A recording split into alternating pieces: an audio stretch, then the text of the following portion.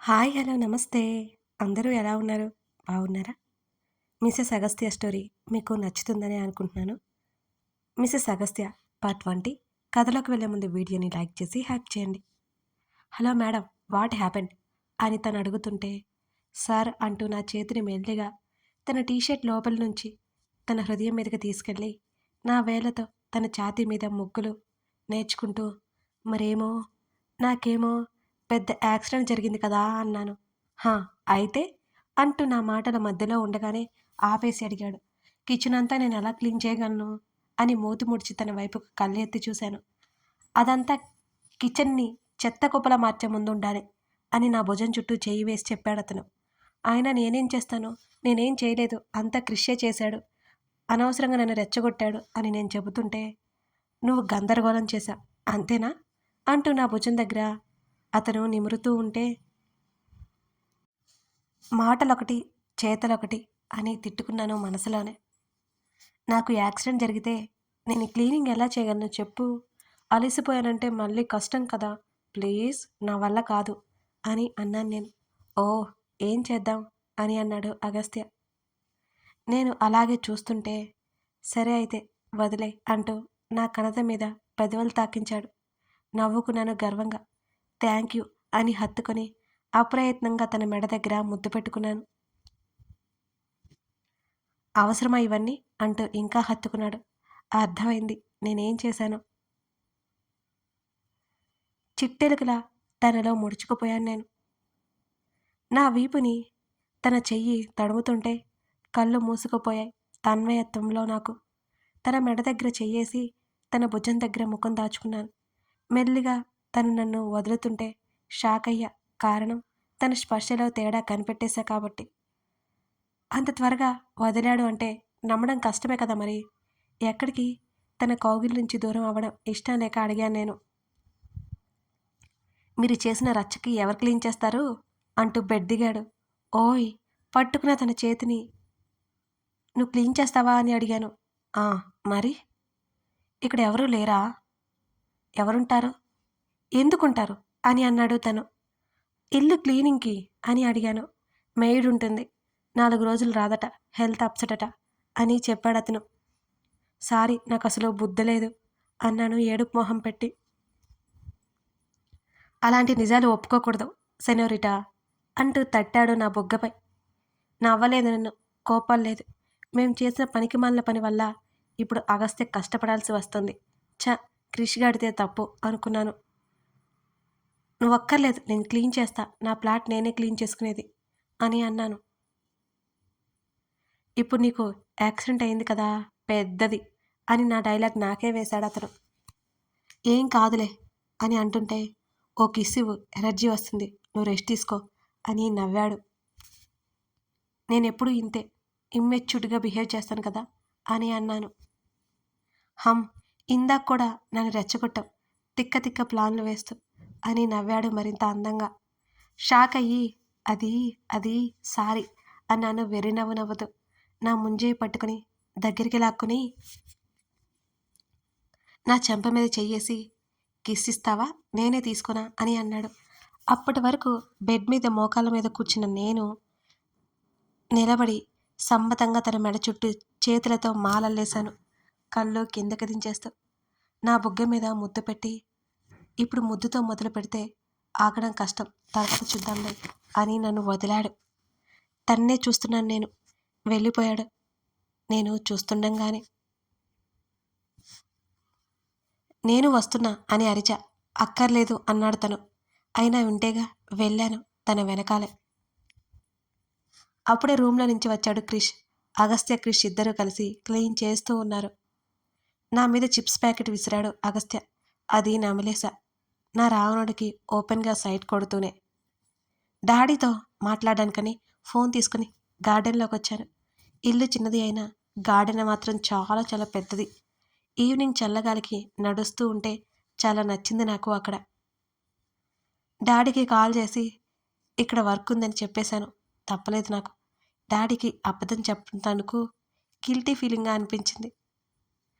Chairs వేసి ఉంటే అక్కడే కూర్చున్నాను. అలాగే చైర్లో వెనక్కి వాలి కళ్ళు మూసుకున్నాను. అగస్త్య, నేను పిల్లి ఎలుకల్లా కొట్టుకునేవాళ్ళం. ఎలా మారిపోయాం?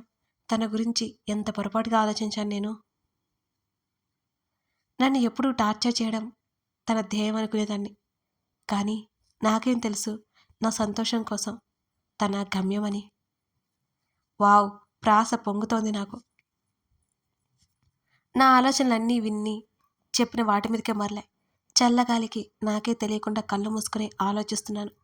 ఇప్పటి వరకు సరిగ్గా ముఖం కూడా తెలియని వంశీ నా లైఫ్ని చాలా డిస్టర్బ్ చేశాడు. వెధవ. నా BTech final year tour conduct చేశారు. నేను నా సోకాల్డ్ ఫ్రెండ్స్తో పాటు వెళ్ళాను అక్కడికి. వాళ్ళ గురించి మాట్లాడుకోవడం కూడా నాకు ఇష్టం లేదు. వాళ్ళు జస్ట్ సోకాల్డ్ ఫ్రెండ్స్ కాబట్టి. టూర్ అంటే కాలేజ్ టూర్ కాదు. మా ఫ్రెండ్స్ ప్లాన్ చేశారు. ఎక్కడికి వెళ్ళాలో ఎవరికి అర్థం కాలేదు. ఒక్కొక్కళ్ళు ఒక్కో ప్లేస్ చెబుతున్నారు. అవి అందరికీ నచ్చలేదు. ఎలాగూ హైదరాబాద్లో ఉన్నాం కాబట్టి వైజాగ్ పెద్దగా పరిచయం లేదు. అటు వెళ్దామని మా వాళ్ళు అన్నారు. నేను డాడీని అడిగి ఓకే చెప్పాను. 2 అబ్బాయిలు 3 అమ్మాయిలు, నాతో కలిపి 6 మొత్తం. ట్రైన్లో జర్నీ స్టార్ట్ చేశాం. ఆ టూర్ అగస్త్యని నా లైఫ్లోకి తెస్తూ వంశీని కూడా నాకు తగిలిస్తుందని అది వెళ్తున్నప్పుడు ఏమాత్రం నాకు తెలియదు. ఉదయాన్నే వైజాగ్లో దిగి మేము బుక్ చేసుకున్న హోటల్కి వెళ్ళి ఫ్రెష్ అయ్యి టిఫిన్ చేశాం. వైజాగ్లో ఉన్న మంచి మంచి ప్లేసెస్లన్నీ తిరిగి ఎట్టకేలకు సాయంత్రం వరకు బీచ్లో ఉండాలని మా ప్లాన్. వైజాగ్ అంటే గుర్తొచ్చేది బీచ్ కదా. అందరం బయలుదేరాం వైజాగ్ మీద పడి తిరగడానికి. ఆ రోజు బీచ్లో మేము చేసిన గొడవ అంతా ఇంతా కాదు.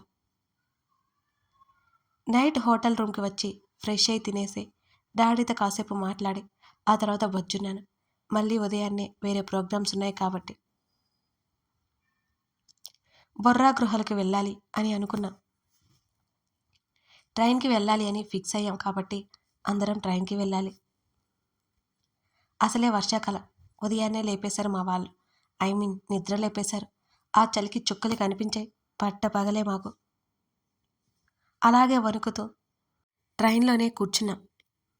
వైజాగ్ నుండి బొర్రా గృహాలకి మా ప్రయాణం స్టార్ట్ అయిపోయింది.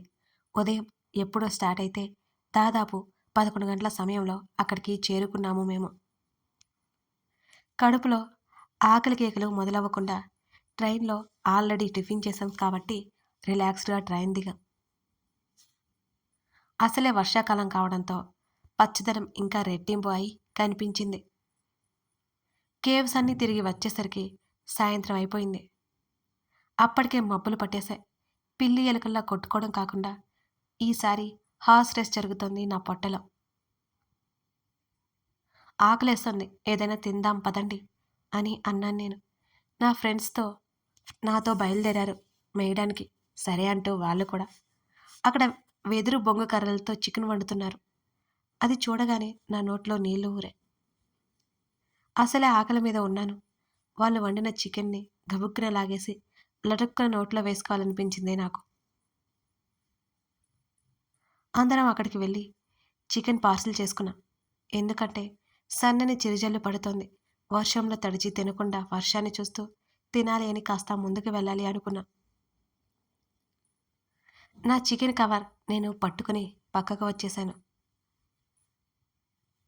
మరోవైపు 2 భుజాలకి తగిలించుకున్న నా బ్యాగ్ మోయలేక మోయలేక మోస్తున్నాను. సరిగ్గా అదే సమయంలో నాకు 100 మీటర్ల దూరంలో ఒక కోతి 2 కాళ్ళ మీద కూర్చొని నన్నే చూస్తూ కనిపించింది. దాన్ని చూసి అనుమానంగా నా చికెన్ కవర్ మరింత గట్టిగా పట్టుకున్నా. అది మెల్లిగా పైకి లేచి గబుక్కున నా వైపుకి పరిగెత్తింది. నాకేం చేయాలో తెలియలేదు. షాక్ తగిలినట్టు అనిపించింది. నేను వెంటనే తేరుకుని గబుక్కున పరిగెత్తాను. అది నన్ను ఎక్కడ కరుస్తుందా అని భయమేసింది. చికెన్ వదిలేసి పోదామంటే నాకేమో మనసు రాలేదు. అలా పరిగెత్తుతూ ఉండగా అది నాకు చాలా దగ్గరికి వచ్చినట్టు అనిపించింది. నా వెంట పడుతున్న కోతిని వెనక్కి తిరిగి చూడగానే నా గుండె మోకాళ్ళకి కాదు అరికాళ్ళలోకి జారిపోయింది అన్నట్టుగా అనిపించింది నా పరిస్థితి. చేతిలో ఉన్న కవర్ని గట్టిగా పట్టుకుని పీటీ ఉష రేంజ్లో కాకపోయినా ఓ మాదిరిగా కోతికి చిక్కకుండా పరిగెడుతూ ఉండగా అసలే మన కళ్ళు నెత్తిన ఉంటాయి కదా. జార్రున జారి అప్పటికే ఉన్న వాన నీటిలో పడ్డాను నేను. సడన్గా కోత ఆగిపోయింది. అసలే నీళ్ళలో పట్టి చిరాకు అది వస్తుందేమోనని భయంతో ఏడుపు మొహం పెట్టుకుని చూశాను నేను. నాకు కాస్త దూరంలో ఆగి తల కొక్కుంటూ నా వైపే చూస్తుంది. అదేంటి ఇలా చూస్తుంది? ఇప్పుడేమో ఆలోచిస్తుందని భయపడి చచ్చాను నేను. నేను పడ్డంతో ఎగిరి దూరంగా పడిన నా చికెన్ కవర్ పట్టుకుని అది పారిపోయింది. నా పరిస్థితికి నాకే జాలిగా అనిపించింది. నా చికెన్ పోయింది, నేనేమో నీళ్ళల్లో పడి చచ్చాను. నాలాంటి పరిస్థితి పగవాడికి కూడా రాకూడదు అని నా మీద నేనే జాలి చూపించుకున్నాను. డ్రెస్ అంతా ఎర్రగా వాన నీటితో తడిచిపోయింది. ఇంతకీ నా బ్యాగ్ తడవలేదు అనుకుని బ్రతికిపోయాను. మా ఫ్రెండ్స్ బ్యాచ్ ఏమో ఒకటే నవ్వులు. వాళ్ళని అక్కడే చితక్కొట్టాలి అన్నంత కోపం వస్తున్నా అసలే తడి బట్టల్లో నడవలేని స్థితిలో లేవలేని స్థితిలో ఉన్న నేను వాళ్ళు చెయ్యి అందించగానే పట్టుకుని మెల్లిగా పైకి లేచాను. ఇంకా నవ్వుతూ ఉంటే సీరియస్గా చూశాను. దెబ్బకు సైలెంట్ అయిపోయారు అంతా. అక్కడ రూమ్స్ ఉంటాయని తెలిసి డ్రెస్ చేంజ్ చేసుకోవడానికి వెళ్ళాను. నా చికెన్ పోయింది. అసలే ఫ్రస్ట్రేషన్లో ఉన్న నాకు ఒక అతను డాష్ ఇచ్చాడు. ఏయ్ ఏంటి కళ్ళు కనిపించట్లేదా అని గట్టిగా అరిచేశాను. చుట్టూ జనం మూగారు. అక్కడ పరిస్థితి అర్థమయ్యి అతన్ని తలా ఒక మాట అన్నారు అందరూ. వాడి ఇగో బాగా హర్ట్ అయినట్టుంది. నా వైపు సీరియస్గా లుక్స్ ఇచ్చాడు. గడ్డం బాబు, పెద్ద మునులు మహర్షులు గడ్డంలా పెంచేశాడు కిందకి గడ్డం బాబు. ఏంట్రా చూపు? చేతులు కట్టుకుని అడిగాను నేను. చూస్తా నీ సంగతి అని చెప్పేసి అతను వెళ్ళిపోతుంటే, అబ్బో నీలాంటి వాళ్ళని ఎంతమందినో చూశాను అంటూ నా పిలకలో ఇరుక్కున్న వెంట్రుకలు బయటికి లాగి చూపించా.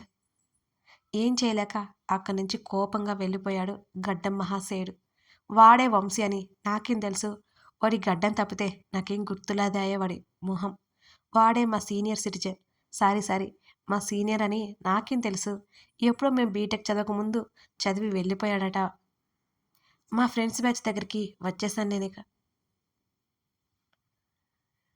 ఆ కోతి సీన్ అగస్త్య కూడా చూశాడని అప్పుడు నాకు మాత్రం ఏమీ తెలుసు. అది చూసి ఎంతగా నవ్వుతున్నాడో మరి తను అప్పుడు. మీరు నా చికెన్ తీసుకురాలేదా అని అడిగాను. నువ్వు నీ చికెన్ పిచ్చి, ఇక్కడ ఎంత బోల్డ్ అంత ఉందిలే, తిందువు వదా అని నా ఫ్రెండ్ ఒక అమ్మాయి అన్నది. ఇందాక ఎంత టేస్టీగా ఉందో అని నేను దిగులుగా చెప్తుంటే, నువ్వు తినలేదు కదా, టేస్టీగా ఉందని నీకెలా తెలుసు అని మరొక అమ్మాయి అడిగింది. ఎలాగో అలా తెలుసులే, ఆ స్మెల్కి దాని టేస్ట్ ఎంతో కనిపెట్టేస్తాను నేను. ఆ మంకీ నా చికెన్ పట్టుకుపోయింది అని రానిక నీళ్ళు తుడుచుకుంటూ చెప్పాను నేను. నీ దిష్టి తగిలి దానికి చికెన్ అరగదు అని మరొక ఫ్రెండ్ అన్నాడు. మీకేం తెలుసు నా బాధ? ఆ మంకీ అడిగితే నేను బనానాస్ కొని ఇచ్చేదాన్ని కదా, అదేమైనా చికెన్ తింటుందా ఏంటి? పక్కన పడేస్తుంది. అదే కదా నా బాధ. తినదు, నన్ను తిననివ్వదు అని నీరసంగా చెప్పాను. నా మాటలు మా రాక్షస్ ఫ్యూచర్ మొగుడు విన్నాడంటే నాకే తెలియదు కదా అప్పుడు. వినేశాడు కూడా. నన్నే అబ్జర్వ్ చేస్తున్న మా రావణ్ని వంశీని చూసి తన ప్లాన్ అమలు చేయాలనుకున్నాడని నాకైతే అస్సలు తెలియదు అప్పుడు. నాకే కాదు మా రావణుడికి కూడా తెలియదు, అలియాస్ అగస్త్యకి కూడా. వంశీ సరదాగా చేసిన పని నా రావణ్ మనసులో నా మీద కొంతకాలం ద్వేషం నిండిపోయి ఉండిపోయింది. దానికి తెలియదు కదా. పద మళ్ళీ మెద్దు కానీ అన్నది ఇంకో అమ్మాయి. నా కోసం మళ్ళీ అందరూ తినడానికి వెళ్ళా. వాళ్ళేమీ తినలేదు కానీ నేనైతే పుష్టిగా లాగింగ్ చేశాను ఈసారి. అక్కడ మళ్ళీ సాయంత్రం ట్రైన్కి ఉంది. మళ్ళీ రిటర్న్ వచ్చాం వైజాగ్కి. కారణం నా ఫ్రెండ్కి పెళ్లి చూపులని. అది ఒక్కటి పోలేక మమ్మల్ని కూడా లాక్కొచ్చేయాలని చూసింది హైదరాబాద్కి. సో దాని ప్లాన్ అదన్నమాట. ఆ రోజు సాయంత్రం వైజాగ్ వెళ్ళి ఆ రోజు నైట్ రెస్ట్ తీసుకొని మరుసటి రోజు ఒక్కరోజు ఉండి షాపింగ్ చేయాలని పట్టుపట్టేశాను నేను. అప్పుడు ఎలాగో కుదరదు, మా ఫ్యూచర్లో అయినా హబ్బీతో వైజాగ్ నేను చుట్టేయాలని ఆశ. మధ్యాహ్నం ఫ్లైట్కి పోవాలని ఒకటే గొడవది, ఫస్ట్ పెళ్లి చూపులు కాబట్టి. క్యాబ్ బుక్ చేసుకొని షాపింగ్ మాల్కి బయలుదేరాం. ఫ్యూచర్లో నా పెళ్లి చూపులు ఎలా ఉంటాయని ఊహల్లోకి వెళ్ళిపోయాను నేను. ఓ పెద్ద హాల్ ఉంది. అందులో పెళ్ళికొడుకు తరపున వచ్చిన వారు, మరోవైపు నేను, మా డాడీ. నాకేమో చీర కట్టుకోవడం రాదాయే. జీన్స్ టీషర్ట్ మీద ఉన్న నన్ను చూసి షాక్ అయ్యారు పెళ్ళికొడుకు తరపు వాళ్ళు. అడ్డమైన ప్రశ్నలు వేసి నేను చెప్పిన ఆన్సర్కి దడుచుకుని పారిపోయారు. అలా ఊహించుకోగానే నాకు బాగా నవ్వొచ్చింది. ఇలా కాదు కానీ లవ్ మ్యారేజ్ చేసుకోవాలని ఫిక్స్ అయిపోయాను నేను. షాపింగ్ మాల్ దగ్గర క్యాబ్ దిగి లోపలికి నడిచాం. కథ కొనసాగుతోంది. అంటే ఇది శ్రీధ తన పాస్ట్ చెప్తోంది. వంశీ తనకి ఎక్కడ తగిలాడో అని. అలాగే వంశీతో పాటు అగస్త్య కూడా అక్కడే ఉన్నాడని అప్పుడు ఆమెకి తెలియదు. అదన్నమాట సంగతి. మీరు లైక్స్ చేయకపోతే నేను ఎలా అండి ఇంకా ఇవ్వగలను?